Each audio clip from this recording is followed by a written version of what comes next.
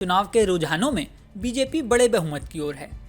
अगर रुझान नतीजों में बदल गए तो ये बीजेपी की बहुत बड़ी जीत होगी।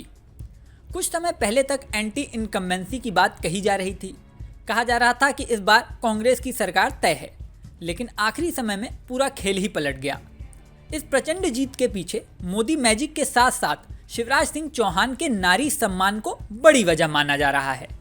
शिवराज सरकार ने महिला सशक्तिकरण के लिए कई योजनाएं लागू की और फिर चुनाव में उनका इमोशनल कार्ड भी खेला।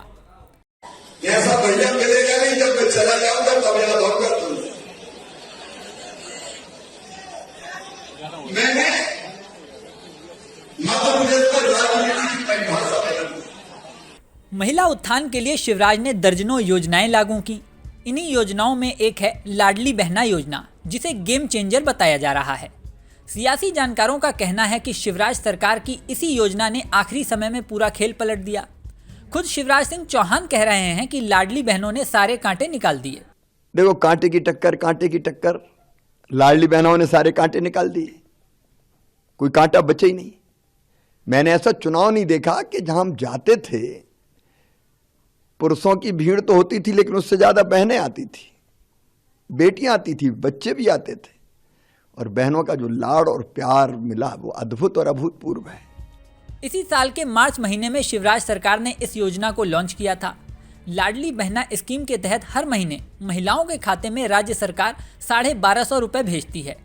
शुरुआत में 1000 रुपये मिलते थे, लेकिन चुनाव से ऐन पहले सितंबर महीने में 250 रुपये और बढ़ा दिए गए।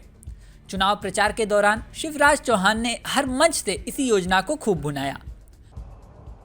और इसलिए मेरे मन में भी आया कि सगा भाई अपनी बहन को साल में एक बार कुछ न कुछ देता है, तू भी तो सगा है, दे कुछ। लेकिन लगा कि एक बार देने से काम नहीं चलेगा, कम से कम महीने में एक बार तो देना पड़ेगा। एक बार का पैसा तो जल्दी खर्चा हो जाता है।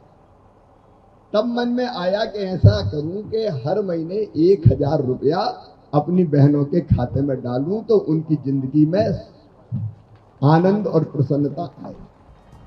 बीजेपी ने चुनाव में शिवराज सिंह चौहान को चेहरा नहीं बनाया। यहां तक कि विपक्ष बार बार ये कहता रहा कि प्रधानमंत्री अपनी किसी रैली में शिवराज सिंह चौहान का नाम नहीं लेते, क्योंकि उन्हें पता है मध्य प्रदेश की जनता शिवराज को नकार चुकी है। हालांकि प्रधानमंत्री नरेंद्र मोदी ने एक चुनावी सभा में शिवराज सिंह चौहान की लाडली बहन स्कीम की दिल खोलकर तारीफ की थी। यहां मध्य प्रदेश की भाजपा सरकार ने उन बैंक खातों के माध्यम से बहनों बेटियों तक सीधी सहायता पहुंचाई। लाडली बहन योजना और लाडली लक्ष्मी योजना की प्रशंसा आज पूरे देश में हो रही है। सिर्फ लाडली बहना योजना ही नहीं, लाडली लक्ष्मी योजना ने भी महिला वोटरों को लुभाने में बड़ी भूमिका निभाई। शिक्षक भर्ती में महिलाओं को 50% आरक्षण, पुलिस भर्ती में 30% आरक्षण और अन्य सरकारी भर्तियों में 35% आरक्षण देना शिवराज सरकार का ट्रम्प कार्ड साबित हुआ।